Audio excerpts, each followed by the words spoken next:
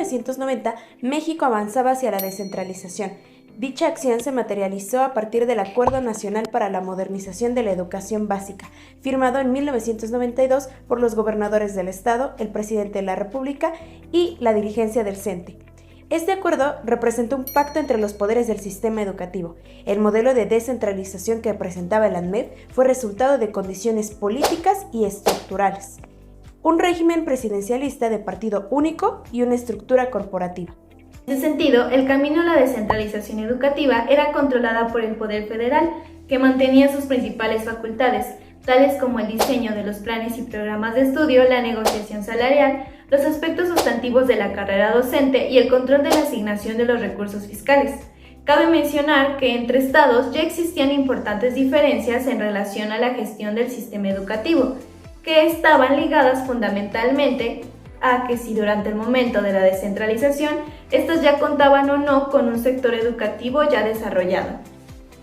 Como resultado de la firma de la ANMED, cerca de 100.000 escuelas de la esfera del gobierno federal fueron transferidas al ámbito de los gobiernos estatales de manera generalizada y unilateral, a todas las entidades federativas, sin tomar en cuenta las diferencias respecto a la capacidad de gestión de sus sistemas educativos, por lo que el resultado fue heterogéneo.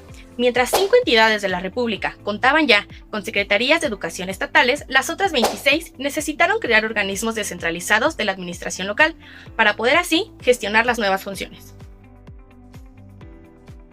Ante la política educativa del régimen neoliberal de Carlos Salinas de Gortari, se impulsan cambios constitucionales y de legislación a la educación, orientando el sistema educativo de México hacia 2 metas. 1. A la reducción de la matrícula y del financiamiento gubernamental de las universidades públicas, y 2. A la promoción y el avance de los intereses bancarios en la educación superior.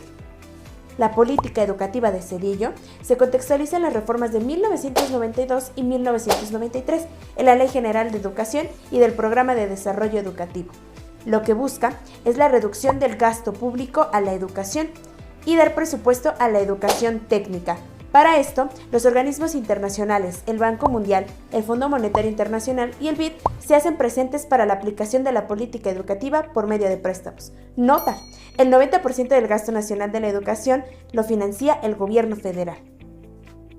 Siendo así que el gasto federal en educación superior transcurrió durante el proceso de privatización de la misma, cuando se observa la tasa de crecimiento de la educación impartida por las instituciones privadas en comparación con el crecimiento de las instituciones públicas, mostrando un crecimiento superior por instituciones particulares, haciendo latente la reducción del gasto educativo por habitante y por alumno durante este sexenio, teniendo como resultado la disminución del incremento de la matrícula, la opción gubernamental casi exclusiva a favor de las instituciones tecnológicas y la reorientación de los recursos públicos a las instituciones de educación superior privadas en detrimento de la educación pública.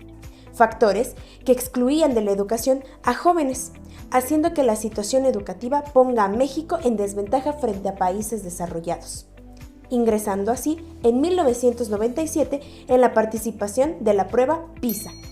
Finalmente, se puede decir que es falso que la política educativa de Ernesto Zedillo tenía como objetivo ofrecer educación a la niñez y a la juventud, sino que, al contrario, contribuyó a la crisis de la UNAM y al conglomerado del sistema de universidades financiadas por el Estado, además de provocar efectos negativos en la educación superior, dejando entrever que la asignación de recursos dejaría en claro la baja calidad de la educación, rezago curricular y todo lo que compete a fondos, salarios, prestaciones, infraestructura y equipamiento académico.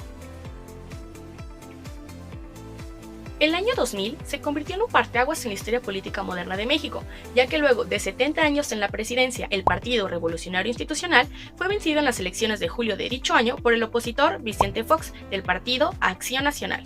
El sexenio de Fox fue del año 2000 al 2006, en el que el plan económico los primeros años coincidieron con la caída del precio del petróleo, una de las principales exportaciones de México y fuente de recurso central para el sector público, que afectó sin duda las finanzas gubernamentales. Desde el inicio del mandato quedó claro que la mirada apuntaría a situar a la escuela como centro y objeto de acciones de transformación educativa. La dinámica en este gobierno en educación no puede entenderse si no se considera a otros actores relevantes. Por un lado, tenemos al Sindicato Nacional de Trabajadores de la Educación y quien fue su líder en ese entonces, Elbester Gordillo, con quien Fox intentó establecer alianzas, no solo para contar con su apoyo en el ámbito educativo, sino también para promover reformas en otros planos e incluso utilizar las redes sindicales con fines electorales. En el Programa Nacional de Educación de 2001 al 2006, Fox concretó la obligatoriedad de los 12 grados que conforman a la educación básica obligatoria, conformada entonces por el ciclo de 3 años de educación preescolar, 6 años de educación primaria y 3 años de educación secundaria. De ese modo, la educación se orienta a los procesos generales de promoción y realización de la planeación, evaluación, así como también el de la actualización escolar. En este sexenio se crea el Instituto Nacional para la Evaluación de la Educación, con el objetivo de evaluar el funcionamiento del sistema educativo mexicano en la educación básica y media superior. El programa más importante en este plan fue el de la enciclomedia, que tuvo como objetivo proveer a los salones de clase de quinto y sexto año de primaria una computadora, un proyector y un pizarrón electrónico junto a una base de datos electrónica y software incluidos, en un disco compacto para apoyar el proceso de enseñanza y aprendizaje. Esto fue descontinuado a causa de denuncias de irregularidades en las licitaciones y contratos para adquirir los equipos. En 2005, se llevó adelante una reformulación de la estructura de la Secretaría de Educación Pública para adaptarla a las nuevas características del sistema. Así, las 3 principales oficinas dentro de la SEP pasaron a ser la Subsecretaría de Educación Básica, la Subsecretaría de Educación Media Superior y la Subsecretaría de Educación Superior. Dada la matriz productiva mexicana y su estrecha vinculación con Estados Unidos, el país tampoco pudo aprovechar lo que fue llamado el boom de las commodities o de materias primas, de la cual se beneficiaron varios países sudamericanos. Por otro lado, con respecto a las elecciones del año 2006, el candidato del PRD, Andrés Manuel López Obrador, se enfrentó contra Felipe Calderón, en donde este segundo resulta electo. Sin embargo, surgieron fuertes acusaciones de fraude ante dicho suceso. Tras su discutida victoria, Calderón buscó fortalecer su liderazgo a través de sus políticas y declarando la guerra contra el narcotráfico, en donde involucró a las Fuerzas Armadas en tareas de seguridad interior, siendo la centralidad del combate contra los cárteles de la droga lo que definió gran parte de la política de este sexenio. Sin embargo, el poco crecimiento económico causado en gran medida por la crisis global financiera del 2007 al 2008 afectó particularmente al país, sumado a un aumento sostenido de la violencia. Con respecto a las políticas educativas, se continúa haciendo énfasis en la calidad de la educación a través del modelo por competencias, así como también se buscó impulsar el uso de nuevas tecnologías, ampliar la cobertura de la educación superior y reducir las desigualdades regionales, socioeconómicas y de género. Por otro lado, Calderón también fortaleció su alianza política con Gordillo.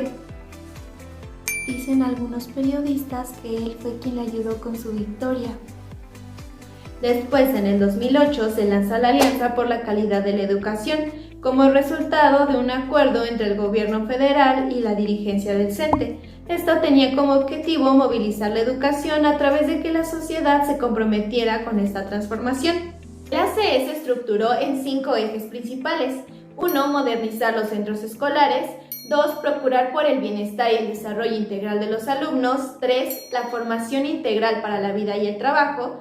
4. Evaluar para mejorar. Y 5. La profesionalización continua de los maestros y las autoridades escolares.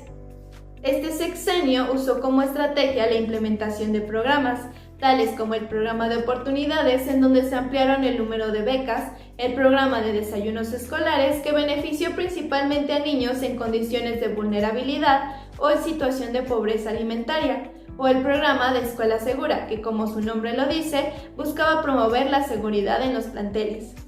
Finalmente, antes de que terminara su administración, Calderón incluyó la educación media superior a la educación básica, reformándose así el artículo 3.